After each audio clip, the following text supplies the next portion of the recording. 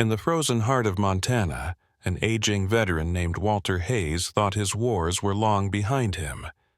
But when a wounded German shepherd stumbled through the storm and collapsed at his door, the past returned, wearing a collar marked Bravo Unit, 1972.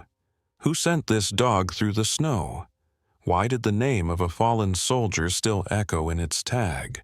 And what secret was buried so deep that men would burn a house to keep it hidden? What Walter and his loyal companion Liberty uncovered would turn guilt into courage, and a broken soul into a living testament of faith and forgiveness. What happens next will move your heart, and remind you that even in the ashes, God still leaves a light. Before we begin, tell me where you're watching from. Drop your country in the comments. Let's see how far this story of redemption can travel. Sometimes God doesn't send miracles through angels, but through something wild that refuses to die. The storm had swallowed the valley whole.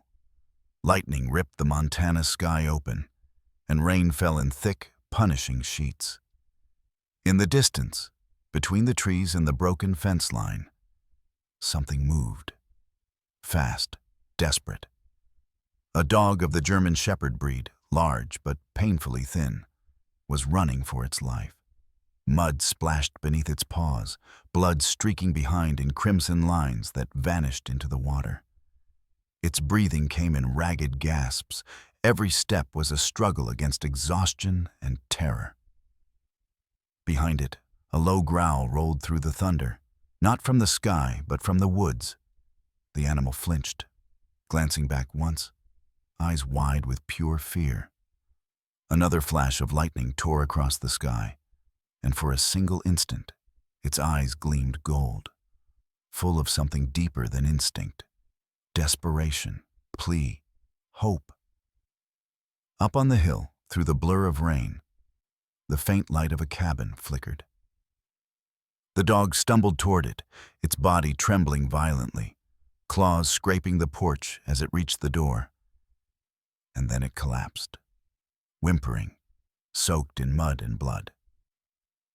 Inside, Walter Hayes, 68, sat alone by the fire, whiskey half gone, staring into nothing. He was tall and lean, his body hardened by discipline and loneliness. A long scar carved across his left cheek, half hidden by gray stubble. His eyes, a pale steel blue, carried the dull gleam of a man who hadn't slept well in 20 years. The cabin was small, built by his own hands, cluttered with relics of another life. A rusted lighter engraved with 2 letters, FD, and an old photograph of 5 soldiers smiling under a merciless sun. Thunder cracked again, and then came the sound. A thud, a cry, a faint scratching at the door. Walter's eyes narrowed. Instinct, the kind that never dies in a soldier, kicked in. He grabbed the flashlight and unlatched the door. The wind slammed against him, cold and wild. The light beam caught a shape sprawled on the porch. The dog. Its coat, soaked and matted, clung to its ribs. Its eyes met his, amber and alive, filled with a wordless cry that cut through the storm. "Jesus," Walter muttered. He knelt, careful, cautious. The animal growled low, but it wasn't threat. It was pain. "Easy," he said quietly, voice rough but gentle. "You're safe now." He lifted the heavy body, his back protesting. The smell of iron and rain filled the room as he set the dog by the fire, wrapping it in an old army blanket. The heat made the animal flinch at first, then slowly relax. Under the lamplight, Walter could see the wound clearly, a deep gash along the hind leg, torn and raw, as if from barbed wire or claws. He cleaned it, his hands steady, movements exact, like field work in another life. As he bandaged the wound, his thumb brushed the creature's collar, what was left of one. A rusted tag dangled, loosely, almost worn smooth.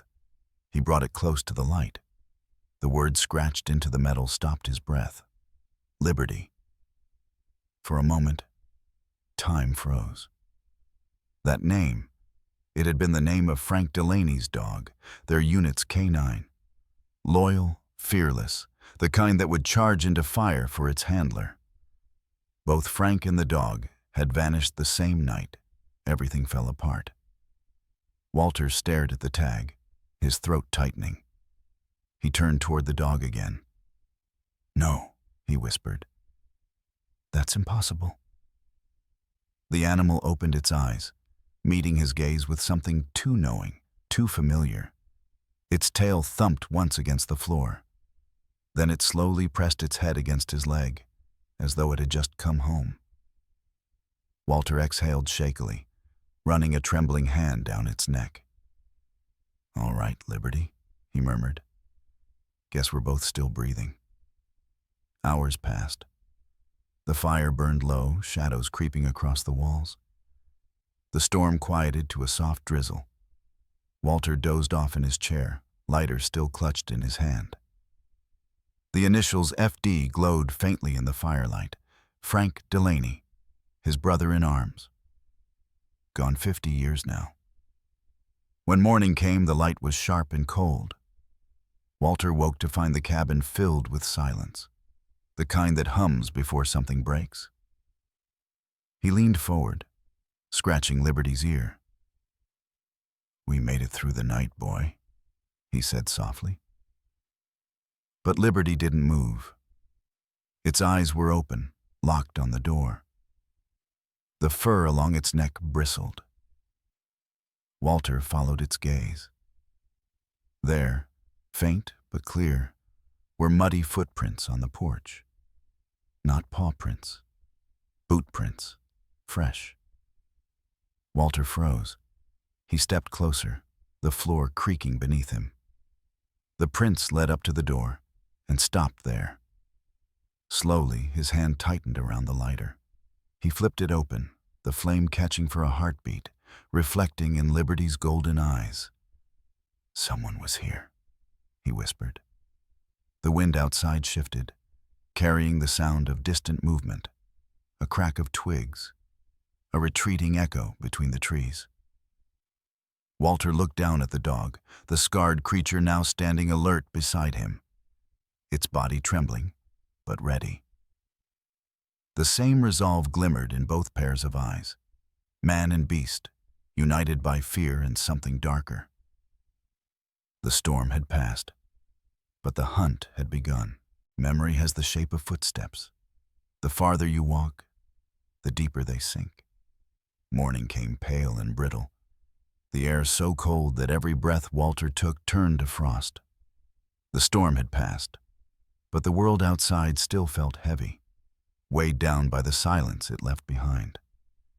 Walter Hayes, shoulders wrapped in a faded military coat, stood on his porch, staring at the line of fresh boot prints half buried in new snow. They led away from the cabin and into the forest. 3 pairs, large, deliberate, and recent.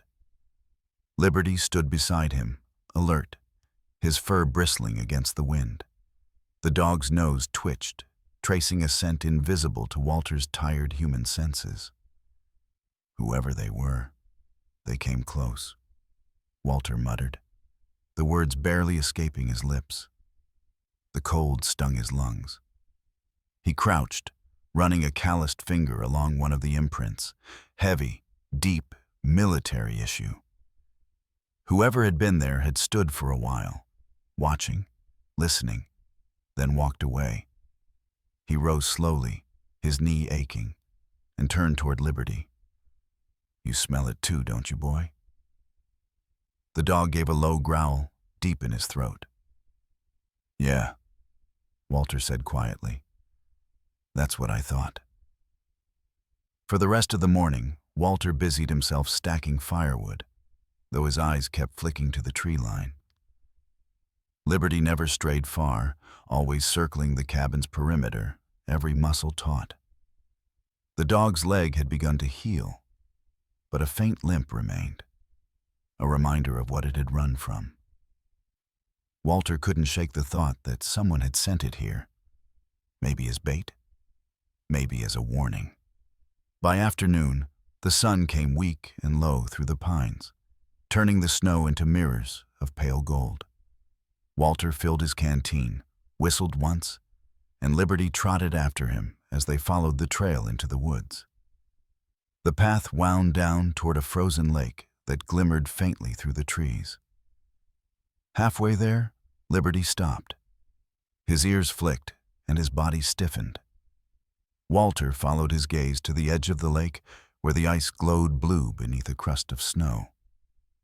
Something beneath the surface caught the light. A glint of metal, faint but undeniable.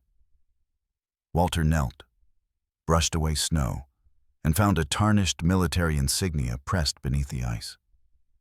He chipped at it with the handle of his knife until it came loose.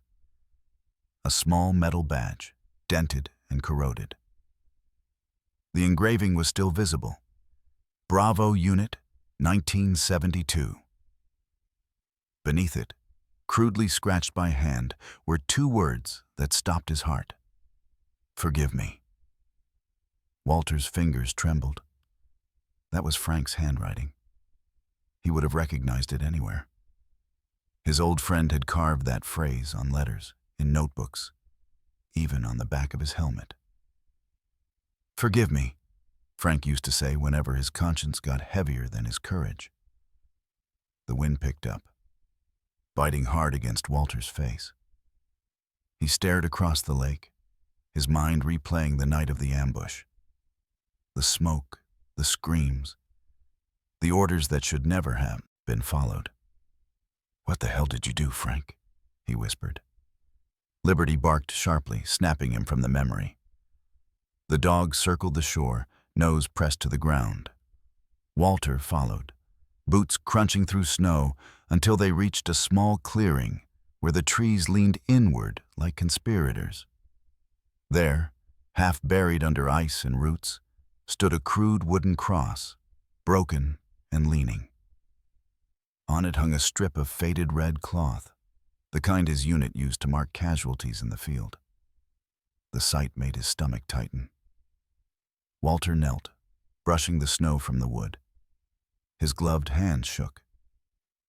Frank, are you trying to tell me something? The words came out hoarse, almost pleading. Liberty sat beside him, tail still, ears pinned back. A shape of peace settled for a brief second between them. The calm that comes when truth feels close enough to touch. Then Liberty growled, low and deep. The sound came from his chest, primal and certain.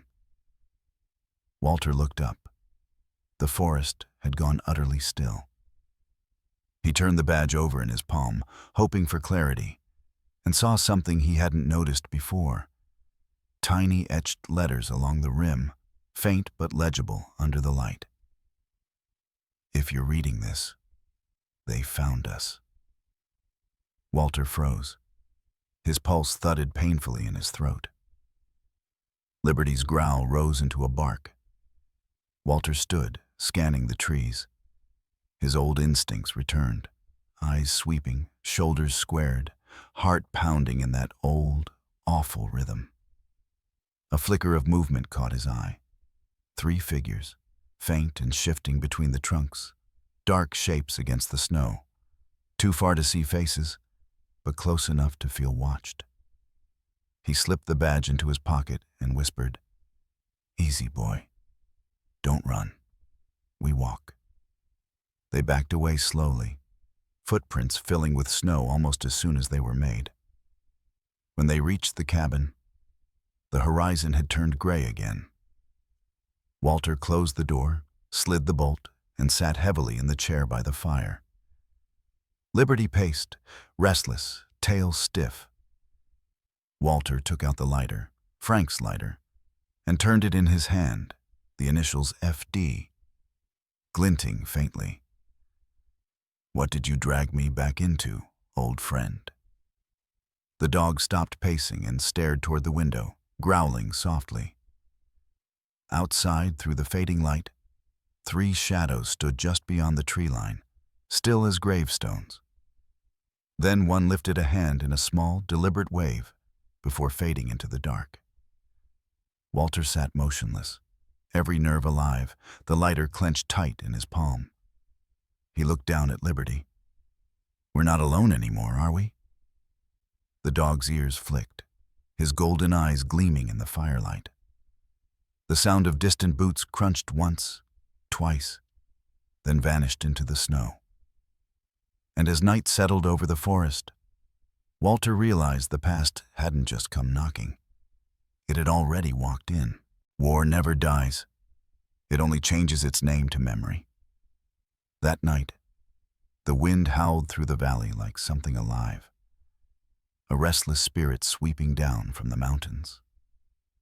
Walter Hayes lay awake, staring at the ceiling beams of his cabin, his mind flickering with shadows he could no longer control. Sleep finally came, but it was not peace. It was the old battlefield calling him back. He could smell the heat of sand, taste metal in the air. In his dream, he was young again, crawling through smoke while men shouted and the ground trembled beneath the roar of artillery. Frank Delaney was there, his face streaked with sweat and blood, screaming, "Run, Walt! Don't look back!" Then the explosion came. White light, then silence. Walter woke with a start, drenched in sweat. The fire had burned to embers. Beside him, Liberty, the German shepherd, was sitting upright, ears pricked toward the door. The dog's eyes glowed faintly in the dimness, sharp and alert. Walter listened.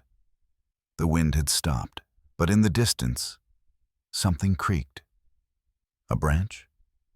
Or footsteps on snow? He rose, took the lighter from the table, flicked it open. The small flame steadied him. "It's just us, boy," he whispered. But even as he said it, he wasn't sure he believed it. Morning brought an uneasy calm. The snow glittered under a thin sun, and the world seemed almost kind again. Walter poured water into a tin cup, fed Liberty a piece of dried meat, then slung his coat over his shoulders. "Come on," he said softly. "Let's move before the snow covers their trail." Liberty wagged his tail once, but the gesture felt more like obedience than joy. They hiked along the mountain ridge where the storm had stripped the trees bare. The ground here was uneven, patches of frozen earth jutting through the snow. Halfway up the slope, Liberty stopped. His nose pressed against the ground, tail stiff.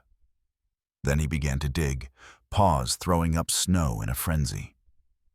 Walter frowned, crouched beside him, and together they uncovered the edge of a small metal box, rusted and half-eaten by time. Walter pried it open. Inside were fragments of another life. A faded notebook, a few black and white photographs curled at the edges, and a folded map marked with red circles. The smell of oil and mildew rose from it like a ghost. Walter unfolded the first page of the notebook. The handwriting was unmistakable. Frank's, bold and slanted. Across the top were the words, "If someone finds this, tell them the truth about Bravo Hill." The words made Walter's stomach knot. Bravo Hill.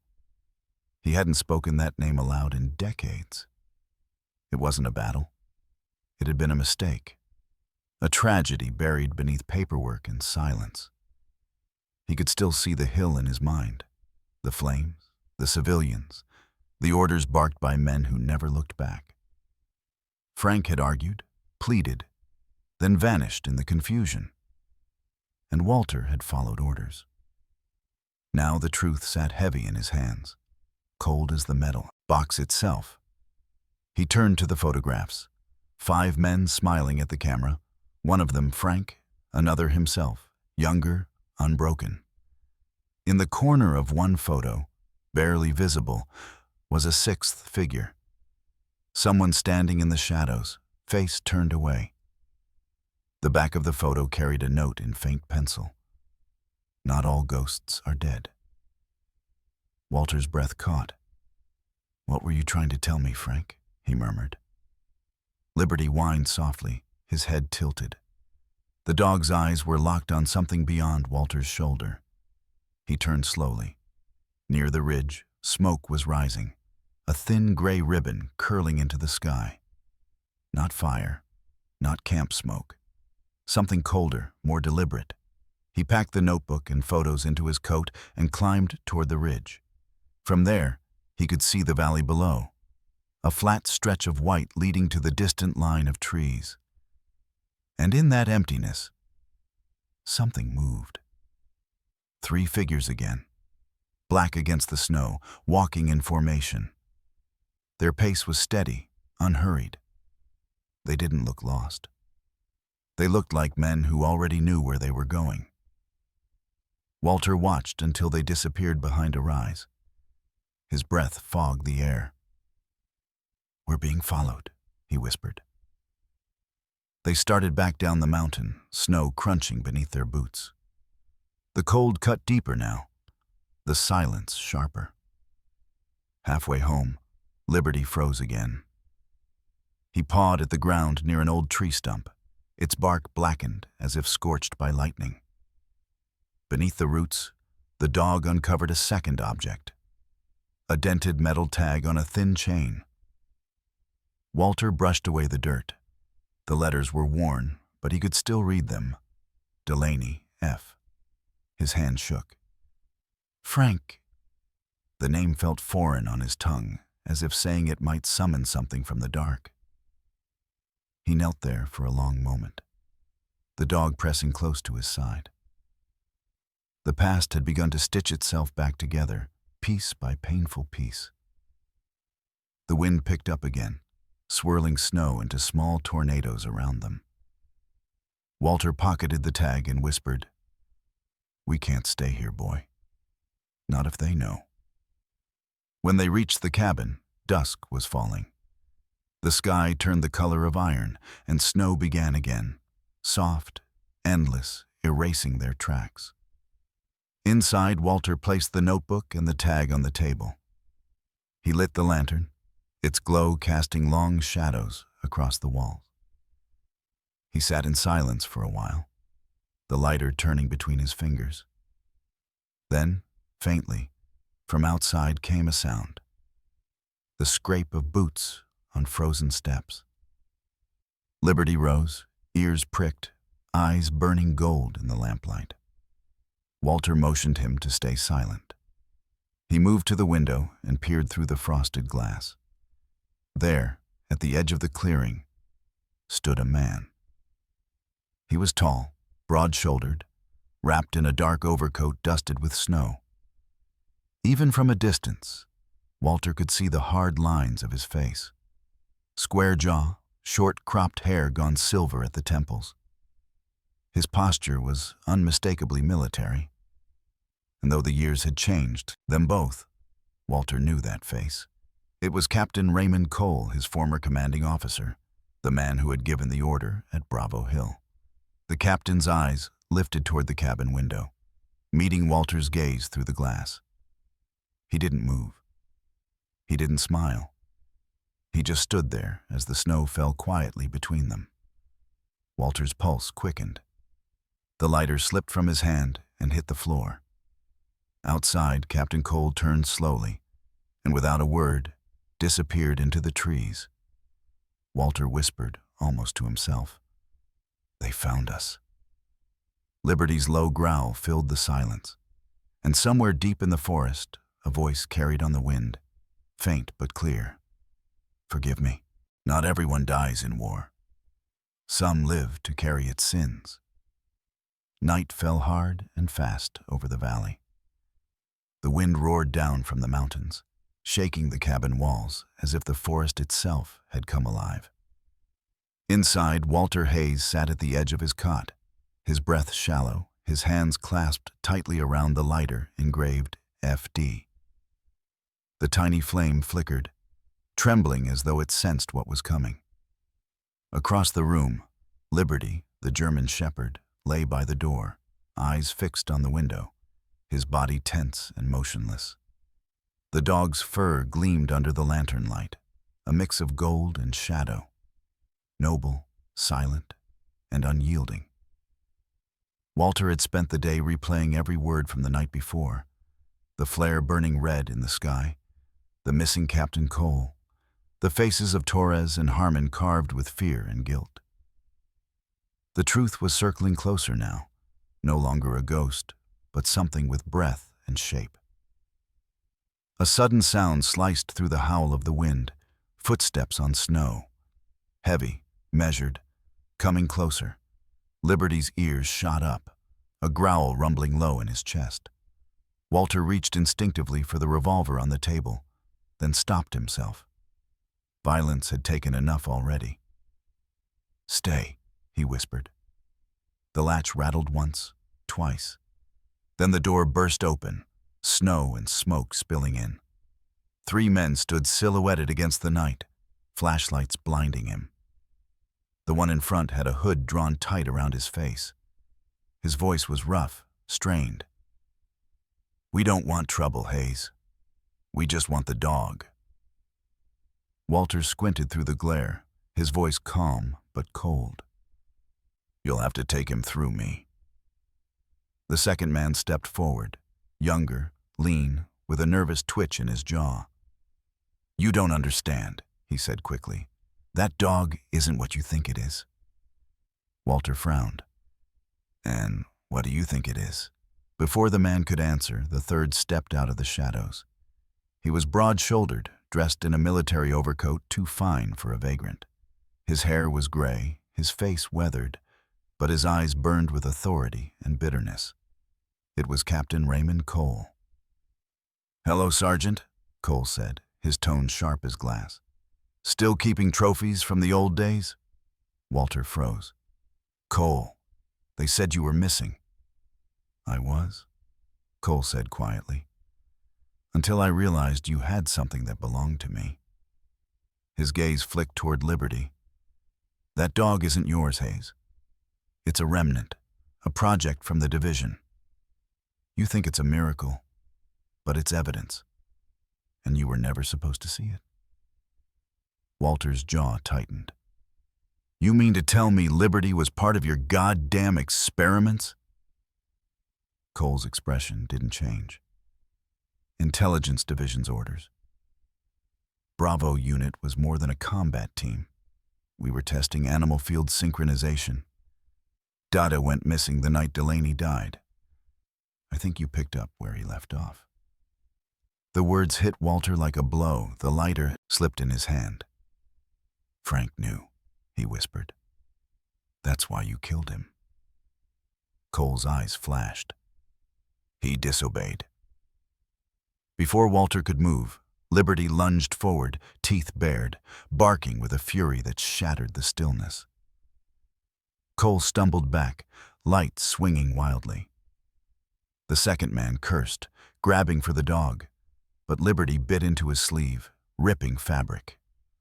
Walter shouted, trying to pull the dog away. But the chaos ignited something worse. A lantern toppled, and oil splashed across the floor. Fire roared to life in an instant. Flames crawled up the wooden walls, feeding on dry timber and wind. Smoke filled the room. "Get out!" Walter shouted, shoving Liberty toward the open door. Cole and his men retreated into the snow, shouting as the blaze rose higher. Walter stumbled out behind them, coughing. The cabin burned like a beacon against the black sky, the flames reflecting in Liberty's eyes as he stood guard by the door. Snow melted into rivulets around the fire, hissing like serpents. The 3 men hesitated at the tree line, silhouettes framed in orange light. Cole's voice carried over the wind. "You can't run from this, Hayes. The truth will bury you, same as it buried him." Then they vanished into the dark, swallowed by the storm. When the last ember fell, Walter dropped to his knees beside Liberty. The dog was bleeding from his shoulder, panting but alive. "Easy, boy," Walter murmured. pressing his hand over the wound. "You saved me, just like Frank did." Liberty licked his wrist, eyes soft despite the pain. Among the ashes, something glinted. Walter reached for it, a small military ID tag, scorched but legible.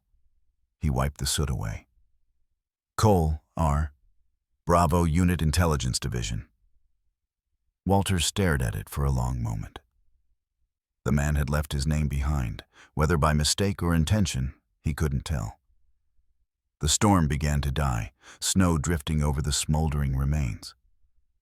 Walter looked toward the horizon, gray, endless, silent. "If it's truth you want," he whispered, voice shaking with exhaustion, "then truth is what you'll get." He stood slowly, cradling Liberty's head. "But not their truth," he said. "Ours." And in that moment, with the ashes still warm beneath his boots, Walter knew what had to come next. To free Liberty, he would have to expose everything, even if it meant burning with it. Freedom is not the absence of chains. It is the courage to forgive yourself. Days passed like slow-moving clouds over the Wyoming plains. The air here carried the scent of sagebrush and thawing soil, a smell that spoke of rebirth. Walter Hayes, his body thinner now, his beard more silver than gray, walked with a cane made from pine, his limp steady but sure. He had left behind the ashes of Montana, the ruins of the cabin, the ghosts of Bravo Unit, and settled on the edge of an open field where grass rolled like an ocean under the wind. Liberty, his loyal German shepherd, stayed always at his side, though his once strong gait had softened into careful steps. His coat had dulled to an aged bronze, but his eyes, those deep amber eyes, still glowed with quiet devotion. Walter had gone to the local sheriff's station 3 days before, dressed in his old field jacket patched at the elbows. He had carried with him a single worn satchel containing the burned badge of Captain Cole, the old maps, the notebook, and the truth of Bravo Hill. Sheriff Dana Whitmore, a woman in her early 50s, with steady gray eyes and skin tanned from Wyoming's sun, had been the first to listen. She was tall and solid, with the kind of calm that came from raising both cattle and children alone. At first, she thought he was just another aging veteran chasing ghosts. But when she saw the military insignia, the classified seals, and the handwriting on Frank Delaney's notebook, she called Washington that very night. Now, the case was open again. Letters had begun to arrive. Thick envelopes from families Walter had never met, mothers, sons, even grandchildren of the villagers who'd been lost at Bravo Hill. Each one wrote the same words in their own way. "Thank you for telling the truth." Walter kept the letters stacked neatly beside his bed, bound with a string and the tag of Frank's lighter. Mornings were his ritual of grace. He would make weak coffee, sit on the small porch he'd built from reclaimed timber, and read one letter aloud to Liberty.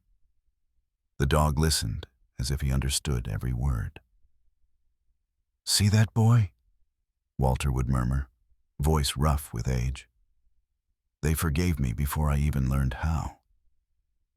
Liberty would rest his head against Walter's knee, tail thumping softly on the wooden boards. One afternoon, a small truck rumbled up the dirt path. A young woman stepped out, mid-30s, fair skin, hair tied in a messy bun, wearing a ranger's jacket too big for her frame. Emily Delaney, Frank's granddaughter. Her green eyes were sharp but kind, filled with the determination of someone who'd spent her life piecing together stories others wanted forgotten. She had found Walter's address through the reopened investigation. "You knew my grandfather," she said when Walter opened the door. Walter studied her, the same narrow chin, the same light in her eyes. "I did," he said quietly. "He saved my life." Emily smiled, faintly. Then I guess I owe you mine." She reached into her coat and pulled out a folded photograph. It showed two young soldiers grinning beside a dog. Frank and Walter, shoulder to shoulder, the same kind of dog that now lay behind him by the fire. On the back of the photo, in faded ink, was written, "To whoever finds this, tell them we were brothers." They talked for hours about the war, the lies, and the truth that had finally surfaced. Emily took notes for an article she was writing about the Bravo Hill cover-up, though she often stopped to listen in silence. When she rose to leave, she knelt beside Liberty, scratching gently behind his ear. "You did good, old boy," she whispered. The dog licked her hand in reply. Spring melted the snow, and life returned to the plains. Walter planted wildflowers around the cabin, yellow and white, the kind Frank used to tuck behind his ear as a joke during long marches. Liberty grew slower each day, sleeping longer beneath the porch, his breathing shallow but peaceful. One morning, Walter woke to find the world bathed in pale gold. The horizon burned with sunrise, stretching endless and soft. He made coffee, poured some into a tin bowl for Liberty, and smiled when the dog didn't stir. Gently, he reached down. The old shepherd lay beneath the pine, his head resting on Walter's weathered field cap. His chest no longer moved. The wind lifted his fur like ripples on still water. Walter sat beside him for a long time, neither speaking nor weeping. When the sun rose high, he took his cane and carved a small wooden cross from the nearest branch. He placed it beside Liberty, marking the spot with the same precision he had once marked battle coordinates. That evening, a rancher passing by saw the old man sitting on the porch, the dog's grave fresh behind him. Walter's eyes were open, his face calm, turned toward the horizon. He looked, the rancher later said, as if he were talking to someone just out of sight. Someone who had finally come home. On the porch table sat the lighter, still open, the flame long gone cold. A scrap of paper lay beside it, scrawled in his shaky handwriting. "Here rest two warriors, one man, one soul of freedom." The wind rose, carrying the words into the field where the grass shimmered like gold. And for the first time in half a century, Walter Hayes was free. Final message. The blessing beneath the story.